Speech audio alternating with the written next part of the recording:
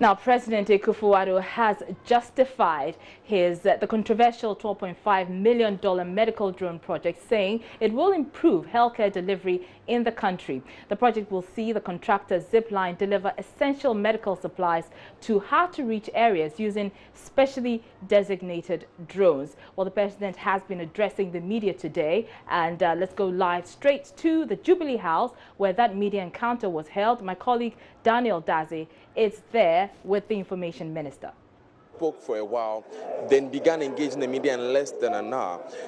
What did we want to get out of the engagement? Well, so these engagements give us at least about an hour to spend with the president to fire questions at him and get responses. If you look at journalists across the country, about thousands of them, there'll be thousands of potential questions that people want to ask. Unfortunately, not everybody would even get an invitation to come in. A little over 100 got an invitation to come in. About 70 different people indicated that they would like to have an opportunity to ask a question within the 1 hour. We tried to cover as many areas as we could within the 1 hour period, and the president also took his time to, give responses within that period.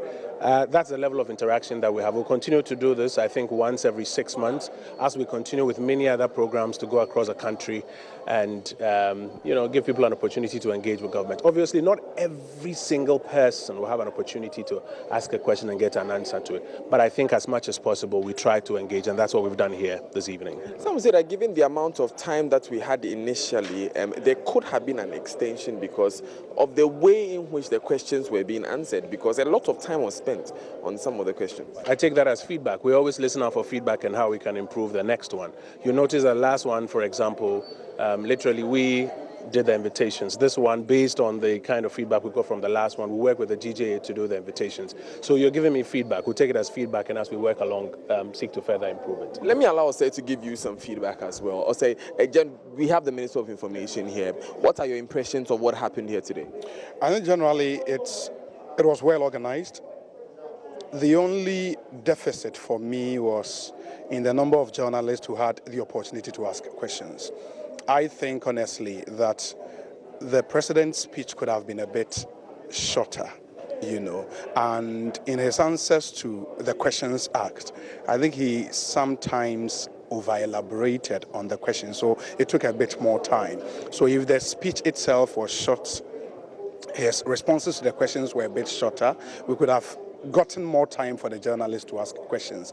Besides that, I think everything went well. The questions were good. I mean, journalists asked questions about some of the pressing issues in our country at the moment. So you would not want to fault the journalists so much. Of course, you will not get 100% solid questions across the board. But I think generally it was good. The only problem was how we managed the time. Okay, so Mr. Ompong-Nkrumah, what are the lessons we are learning from today's event for future encounters with the media? I think, for example, as my brother will be saying, maybe if we could go beyond the 1 hour, because today we did over 1 hour of questions and answers. Even if you put the president's comments aside, we did over an hour of questions and answers. And I think the feedback is that maybe next time we should even go way beyond that and allow for some more questions and answers. Like I said, we'll take it as feedback, but I think the important thing is that we have a president who is committed twice a year to engage with the media, and we'll continue to do it. We'll continue to explore ways of improving how it is done as we continue to build on this democracy. Right. Some questions came up, some questions could not come up during the engagement, which Ghanaians would like some clarity on, particularly the status of these investigations that have been carried out over the past few years. So GII had a press conference yesterday asking the statuses of some of the corruption cases that have come. Are you able to shed some more light on that? We would have to, like you said, there are thousands of questions, and if you did a sampling of all the radio and TV stations and online blogs today and yesterday, there'll be literally thousands of questions. I think as specific ones come up, we have to engage with the agencies that hold those specific answers and make them available. And indeed, we do engage a lot on various platforms, whether it's through the National Policy Summit or the town hall meetings or attending to your invitations at your studios, etc. It's not as though this is the only platform to get answers to questions, and that if we don't get it here, then something untoward has happened. So we'll continue to use the very many, channels that we have to provide answers to the people of Ghana and to you on what you're looking for. So, like you're saying, there are a few specifics that you require. You let us have them, we'll dig the answers for you. Thank you, Kojo Oppong-Nkrumah, for joining us. He's Information Minister. Evans Mensah will be joining me in a moment to give me his impressions. Or say, the question about us not having enough time. Yes. Some would say we would never have enough time, considering the number of journalists we have, like the minister suggests. Yes, but point is, the questions were just 3 rounds. 6 people asked in the first round, 3 in the second round, and I think 6 in the third round. That's woefully inadequate. I mean, looking at the number of journalists here. So again, I would repeat that if the president's speech was shorter, we could have had enough time. Because let's face it, what the president said in that speech, can you tell me what was new? These are things we know already. And I think for this engagement, it was for journalists to probe a bit further on some of the things we've heard over the last few months. And that's unfortunately where we did not get the opportunity, because if you follow the questions, a lot more of the questions didn't bother on governance issues. I mean, it was the economy, one on IT, some on infrastructure and all of that, but I think, and health. But I think at the heart of what we did today was good governance. So I was expecting a bit more, because my question was on nepotism. It's been one of the issues that have, come up about this administration. And I was reading the president's speech when the NPP launched their manifesto for 2016. It was in October. And he made this point, and I quote, if the president, here referring to John Mahama, would only look a little closer behind the veneer that closets him, just a little behind his immediate cycle of family and friends, he will see and feel the agony of Ghanaians. He went further in that same speech to say, quote, yes, there are a few people who have prospered under this government, largely members of the president's family and his inner circle. Listening to the president in 2016, I had the impression, and I believe a lot more Ghanaians were of the same impression, that under the watch of Nana Addo Dankwa Akufo-Addo, his government will not be one that you can tag family and friends on. But you would realize it's been a constant criticism from the opposition. We have persons who are related to him in his government. I mean, some have said that this is probably the most nepotistic government in our history. Okay. So I wanted to give the president the opportunity to tell the Ghanaian people if he agrees that under his watch and after all his appointments thus far, if he agrees to the claim that nepotism is rife in his government. So that was my question. Unfortunately, I didn't get the opportunity. I would have loved to hear the answer to that question. And Evans, I know you had a slew of questions yourself you wanted to ask. We had a slew of questions, yes, we had a slew of questions. If you're a journalist and you were here, you cannot help but be disappointed for one primary reason. There wasn't enough time to ask the questions. And it's no fault of ours. In fact, this year, the questions were very straightforward. Took less time, apart from maybe 2 or 3 of them that dragged a bit. A lot of them were very straightforward questions. So you think that should allow us more time. However, we're supposed to start at 5. The president came in almost 30 minutes late. So that took 30 minutes away from the program.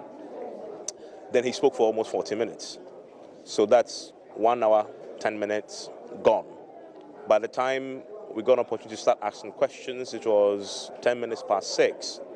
You note the information minister said we'll close in an hour, which really would have meant that we'll have one clear hour to ask questions. That in itself wouldn't be enough. But having taken 10 minutes of that already, the president insisted, no, I want to finish at 7. And so it went on. The effect of that is we couldn't ask a lot of these questions. But it changed the format also. So you came in writing your name to register to enter. You also were given a form to indicate which area your questions will be based on. I wrote my name on the other sheet, but I was writing my name on the other sheet, which indicates which area. And then I thought to myself, this is weird. I mean, I'm coming to a press conference, so why should I indicate the area? And so I wasn't sure what this is all about. And so I canceled my name and said, I'm just going to go sit in there and ask my question. because we're not used to that. I mean, as journalists, you go, you plan your question, you go and ask your question. I get it. If you're doing the synopsis, you would have laid out areas, but this is a press conference. You know what I mean? Press conference, spontaneous questions are asked all the time, which is really the soul of a press conference. You go in there, the man avails himself, he speaks, and then you ask him questions, most often than not based on what he just told you in his monologue. And so for me to write my name, I felt a bit uneasy, so I canceled my name, and I went to sit down, and I wanted to ask my question. But then I realized that if you didn't write your name, you won't be called at all, and indicate the area, you will not be called at all, which also then became a problem. And so today was, well, in terms of substance, I think it's one of the most lacking of the media encounters we've had in terms of substance, because both in what the president said and the rash with which it was done, it just deprived it all of its real substance. Thanks, Evans. Thanks, Osei Bonsu. I am Daniel Dadzie. Earlier we had Kojo Oppong-Nkrumah, Minister for Information. Back to you in the studio. All right, many thanks, Daniel Dadzie, there with my colleagues Osei and Evans Mensah. Now, as we indicated, the president has been defending his government's medical drone initiative as he accounted for his stewardship to Ghanaians in his second media encounter a while ago at the Jubilee House in Accra. Government has come under criticisms, particularly by the minority, for its decision to embark on the project. But addressing the media, the president said he prefers drones flying to deliver essential medicines than an investment in guinea fowls. As you know, the Asontaba guinea fowl project under the Mahama administration gulped about 150 million or billion cedis. This government has paid up the 1.2 billion arrears we inherited and brought the operations of the NHIS back to life. We're also in the process of launching the world's largest and most advanced medical drone delivery network. The 4 distribution centers from where the drones will be operating will stock 148 life-saving and essential medical supplies, and not only blood. The drone delivery service will save lives, decrease wastage in the system, guarantee health access for more than 14 million people nationwide, and employ over 200 Ghanaians. This program is not going to be run on the public budget. Corporate social responsibility contributors from private sector's players will pay for the service. I prefer drones flying to deliver essential medicines to our people than an investment in guinea fowls that allegedly fly off to Burkina Faso without any trace. The president has also been challenging skeptics who criticize him on him constantly touting the fundamentals of the economy. He says there is more money in the pockets of Ghanaians. As a result of our policies, the fundamentals of our economy are in the right place.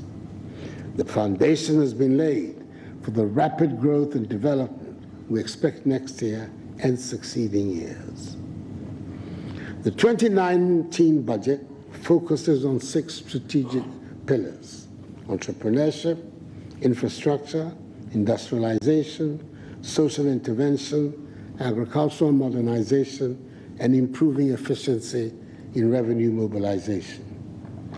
Available data up to the end of September 2018 indicates that Ghana's economic health is in good shape. Headline and core inflation generally trended downwards in 2018. Headline inflation dropped to 9.3% in November 2018, down from the 11.8% in December 2017.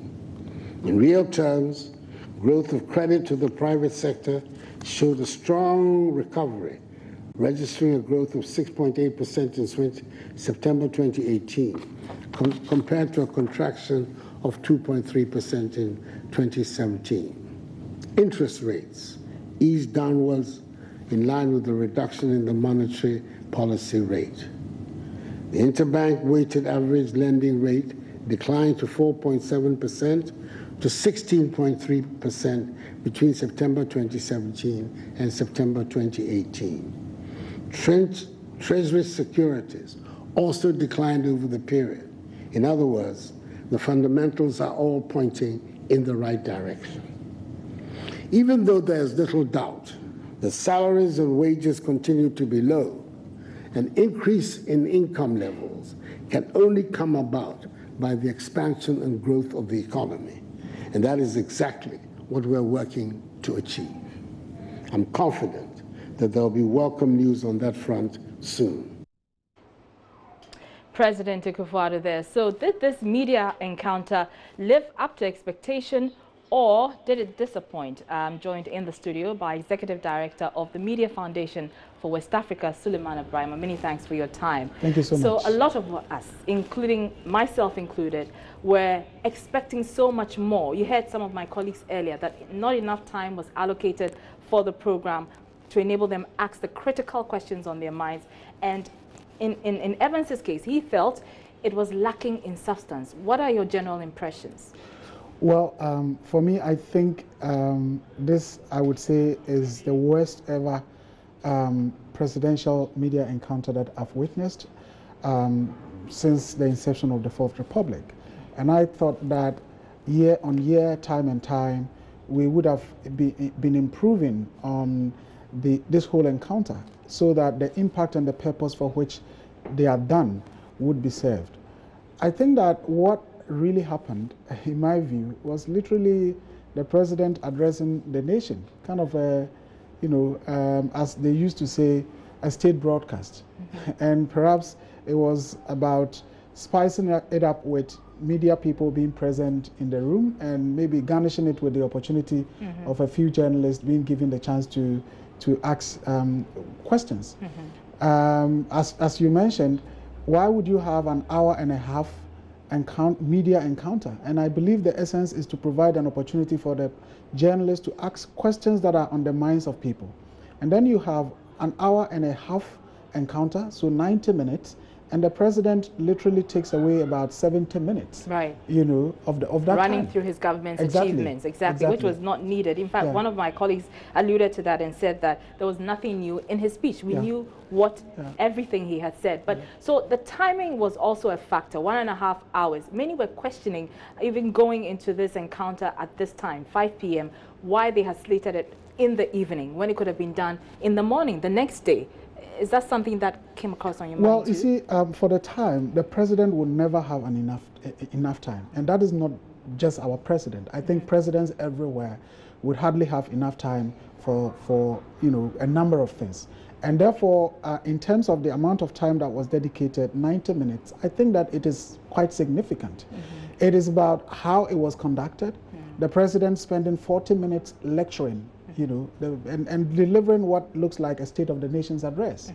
Mm-hmm. And then after that, when questions are asked, the president, taking a lot of the time to respond, illustrate, and so on and so forth. And okay, as people let me say, ask you about and so the on. president's responses.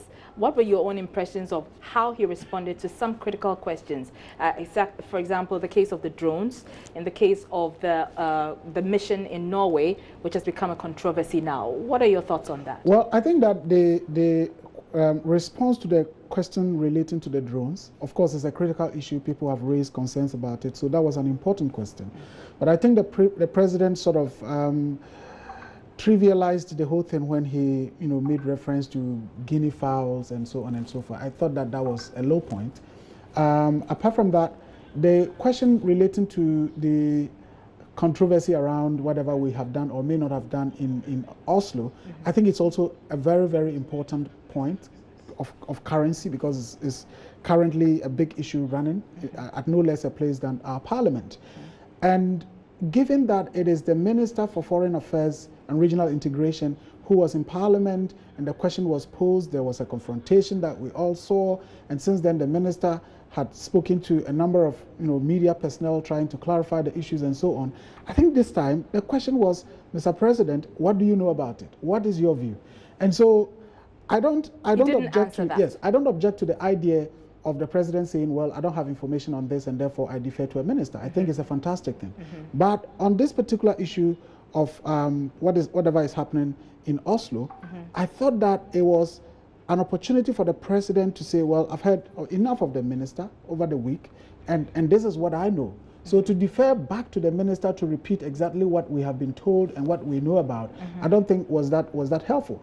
And then after that, the president comes back to do what the last time he did, a lot of us criticized, which was literally saying, there's nothing wrong, absolutely nothing, and chastising the opposition and so on and so forth.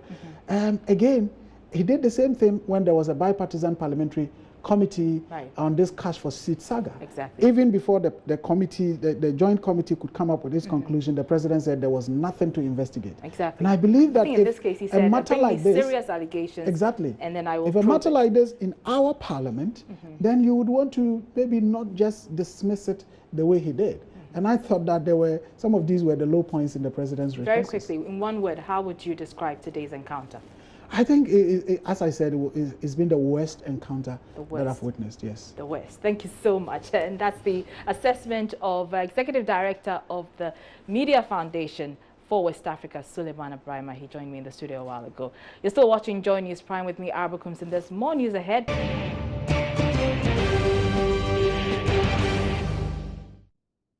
You're welcome back. Now, some chiefs in Akpafu in the Volta region say they are rallying their subjects to boycott the December 27 referendum to create 6 new regions. According to them, they did not petition government to have their area split to form the Oti region.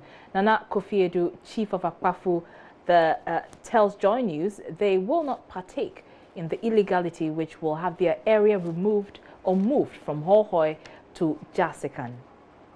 We have not applied petition to join the OT, and we have made several efforts. We've seen the EC, we've seen the Minister for Reorganization. We've proved beyond reasonable doubt that Akpafu and Lolobi never petitioned. They are taking us out of the Hohoi municipality, which was established by LI 1182, and sending us to Jasikan without any review of that LI status. And we are going as an orphan traditional. So we said we are not going to vote. Simple as that. So is this restricted to your area alone? We used to be for a traditional area. I'm sure on the stand of Akpafu and Lolobi. But Lipe and the Central Kofi, I can't speak for them. Meanwhile, the paramount chief of Sefirioso traditional area is predicting massive endorsement for the proposed northwestern region in the upcoming referendum. Ketechie Kwesi Bumangama II cites the distance between the present Western Regional Capital and the proposed region as one of the reasons to justify creation of a new region. 9 municipalities and districts will take part in the 27 December vote to endorse or reject the proposal. Awin, Sefirioso and Bibiani and Rianso Bekwai municipalities, as well as Bia East and West, Bodi, Sefi Akontombra and Swaman districts constitutes the area earmarked for the new region. Ketechie Bumangama says although the area produces over 60% of Ghana's cocoa, timber and minerals, yet the people lack good roads and other basic facilities. He tells Joy News the people will vote massively to endorse the new region to speed up development. This Western North region concept was not started. It didn't start today. It started long time ago. During Champion's time, my uncle, who was then the chief of Sefi, he ruled Sefi for 43 years. They fought for it, but they couldn't get it. But now the time of Nanado and my reign as well. So during his campaign, he came to Sefi also. And I told him in the face, Nana, you don't need anything apart from the region. Because the reason why we are agitating for this reason is that we have been denied long time ago. It takes us 5 working days to transact business in Sekondi. Yes. Moreover, if a student comes out from school and he needs his posting, it takes him or her 5 days to complete this posting process. You understand me? And by the time you hear that there is a project coming, by the time you travel from Sahwi also to Secondary, it's gone. You understand? Sahwi have been denied, or the Western North have been denied long time ago. And Sahwi or Western North is the basket of Ghana. When it comes to matter of cocoa, you produce 60% of the cocoa in Ghana. You understand? So it's not today that we are demanding for this region. And you know definitely that when the region comes, we're going to have our development, and the day-to-day administration of the government will get to the doorstep of the people. Let's go to Parliament now, where the minority is alleging conflict of interest in the award of contract for the rehabilitation of the Cape Coast Sports Stadium. According to former Minister for Youth and Sports, Neil Lanti-Vanderpoy, the contract has been awarded to the brother of Finance Minister Ken Ofori-Atta, who also serves as a presidential staffer. He spoke to Joy News after government approved the Sports Ministry's budget for 2019. Has been awarded to a company called Kube. Kube, according to the Registrar General Department, is owned by Kevin Ofori-Atta, who is a direct brother of the Minister of Finance, Ken Ofori-Atta. So, and this Kevin Ofori-Atta's name appeared in the list of presidential staffers which was submitted to Parliament in beginning of 2018. So we asking, that person is a presidential staffer or works at the presidency. That person is the same owner of a construction company, and that person is a brother of the Minister of Finance, and that person is rehabilitating Accra Sports Stadium. It's not a conflict of interest. So these are the issues that I'm trying to raise pertaining to this, because here there is an allocation again for the second phase of the rehabilitation of Accra Sports Stadium. And it's going to the same country? It's going to the same person. How much is involved again? In fact, the last one he's paid almost about 11-point-something million. And then I don't know how much the second phase is going to cost, but the first phase was budgeted around 12 million. And I don't know how much the second phase is going to, but I'm saying that if really these are the things we are seeing, then it's difficult for us to complain.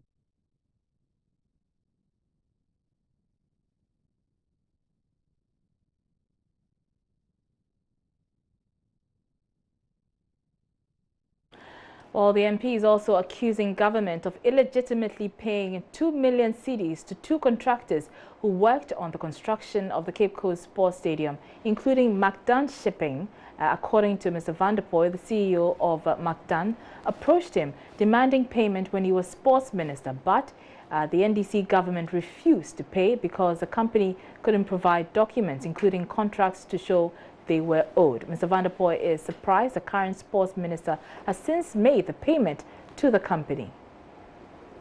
8 million. They've used almost about 2 million to pay to Macdan and also one other security service. I am very much aware of the demands of Macdan and that security company when I was the minister, but I refused to honor those payments because I asked for contracts, I asked for the invoices, and I asked for all the documentation that are necessary before we approve payment, and I wasn't finished. So when I saw in the budget statement that they've been paid those monies, I have to raise the interest of the House to the fact that we need, and Ghanaians need to know how they were paid. Okay. What is the audit report?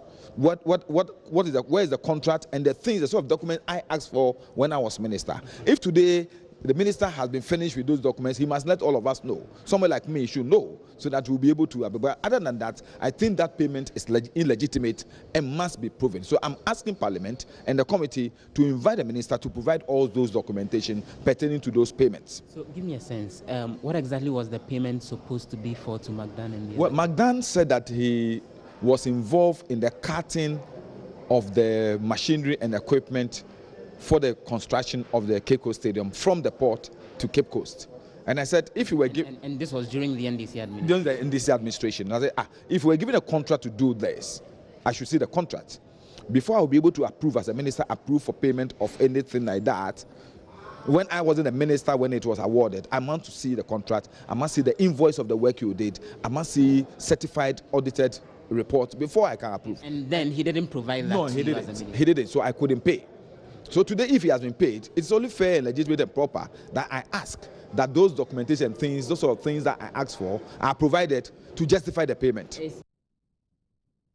Now, the Bolinlana is calling on all residents of Dagbon to ensure their commitment to the peace process, as well as logistical support, especially for the final day of his father's funeral rites. In an exclusive interview with head of our security desk, Gifty Andwapia, the Bolinlana said so far the processes have been peaceful and fulfilling, but the numbers expected on the last day requires extra logistics. He's very grateful and you are most welcome. So far, since Friday up to now, things are very normal and all the process are going very well. All those who are supposed to be part of it, they are participating, and every activity is going on till the end of the funeral.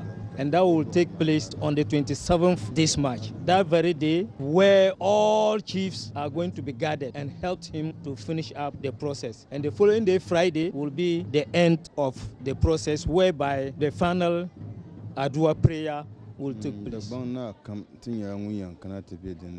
The funeral is not for Aburu alone. The funeral is for Dagbon. And as far as Dagbon is concerned, everybody will be here that very day. Both chiefs and sub-chiefs from Aburu and Andani, everybody will be here. It is his prayer that the process get to the end very peaceful and nobody have any problem. You realize that the crowd is not going to be a small thing. People haven't seen this for the past 50 years.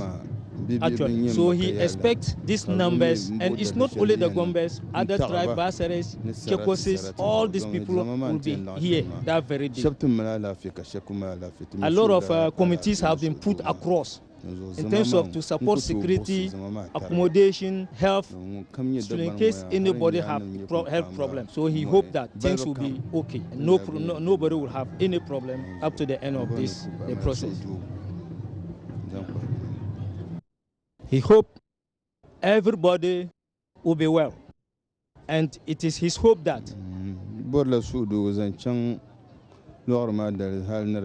things will be very peaceful and everybody will follow the process. He's also calling for a support that very day in terms of health and any other problem that is going to happen.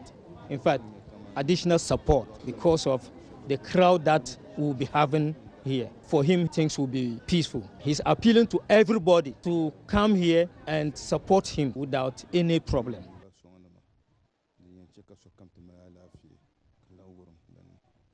He's very